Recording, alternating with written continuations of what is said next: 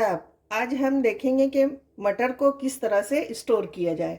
बहुत आसान तरीका है। अगर आप थोड़ा सा ध्यान देंगे तो इस तरह से आसानी से आप 1 साल के लिए मटर को स्टोर कर सकते हैं और जब मन करे आप अपने पसंद से जो भी चाहेंगे बना सकते हैं। बहुत ही अच्छा लगेगा आपको इस तरह से जब आप स्टोर करके रखेंगे। इसको स्टोर करना ज़्यादा मुश्किल नहीं है, बस थोड़ा सा ध्यान देंगे कि इसको जब भी स्टोर करें आप फ्रीज़र में करें, फ्रिज में नहीं करें। फ्रीज़र में करने से आपका जो है मटर पूरा साल चल सकता है। तो चले देख लेते हैं इसको किस तरह से हम स्टोर करते हैं। मैंने इस तरह से 2 किलो मटर के दानों को इस तरह से छीलकर अच्छे से साफ़ करके ले लिया है धोकर। अब इसको किस तरह से हम स्टोर करेंगे वो देख लेते हैं। एक बर्तन में मैंने इस तरह से पानी को उबालने के लिए रख दिया है और इसको अच्छे से उबाल आ जाने देंगे। जैसे ही पानी में उबाल आता है उसमें हम डालेंगे 2 टेबल स्पून इस तरह से चीनी। 2 किलो हमने मटर लिया है तो 2 टेबल स्पून हम चीनी डालेंगे और हाफ टेबल स्पून हम इस तरह से नमक ऐड करेंगे और इसको अच्छे से मिक्स कर लेते हैं।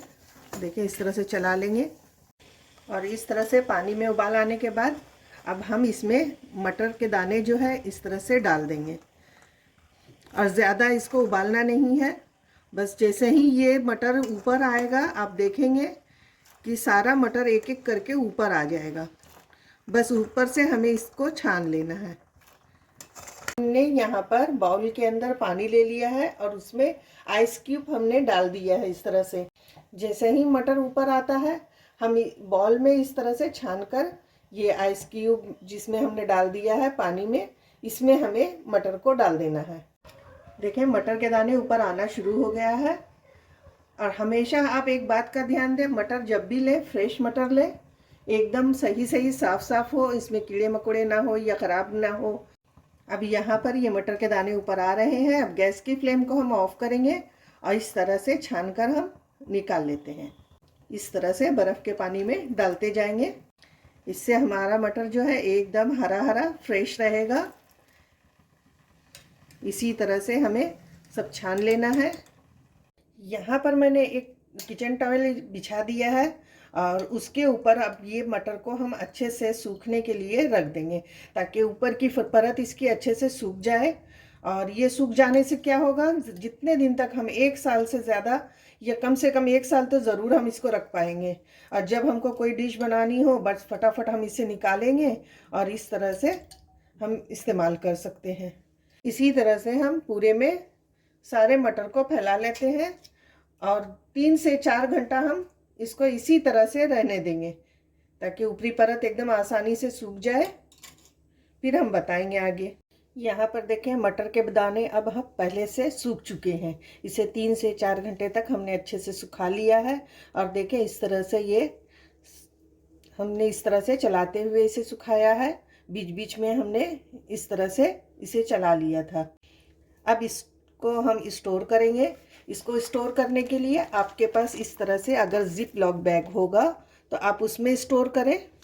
इस तरह से खोल लें और खोलकर आप अपने से जितना हो सके इसमें स्टोर करेंगे। ज़्यादा नहीं भरेंगे, बस आधा बैग हमें भरना है।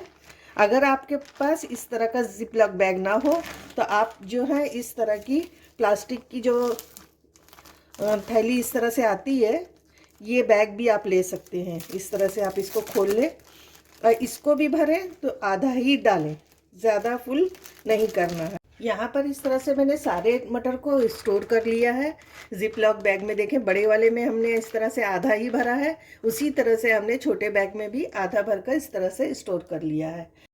और जब आपको ज़रूरत हो और जितनी ज़रूरत हो उतना ही निकालें और दोबारा से आप इसको इसी तरह से जिस तरह से आप निकालें उसी तरह से दोबारा बंद कर लें। यहाँ पर आप देख सकते हैं इसे मैंने फुल नहीं किया है, बस आधा आधा मैंने इस तरह से रख दिया है और इसको अब हम लॉक कर देंगे और इसे हम इसी तरह से फ्रीज़ करेंगे। इसी तरह से मैंने छोटे वाले बैग में भी जो डाला है वो भी आधा ही मैंने किया है। इनको भी हम किसी एयर टाइट डब्बे में रखकर इसको स्टोर हम कर लेंगे। आपके पास इस तरह से स्टोर किया हुआ अगर मटर रहता है तो आप इससे सारी चीज़ें बना सकते हैं। जैसे आप छोला मटर बनाएं या आप चाहें तो समोसे बनाएं, स्नैक्स बनाएं। या सब्ज़ी बनाएं, हर चीज़ बना सकते हैं जब आप इस तरह से मटर को स्टोर करके रखेंगे तो। आपको ये मटर स्टोर करने का तरीका कैसा लगा मुझे कमेंट करके ज़रूर बताएं। अगर अच्छा लगा हो तो लाइक और शेयर करें। चलें फिर मिलते हैं नई रेसिपी के साथ। अल्लाह हाफिज़।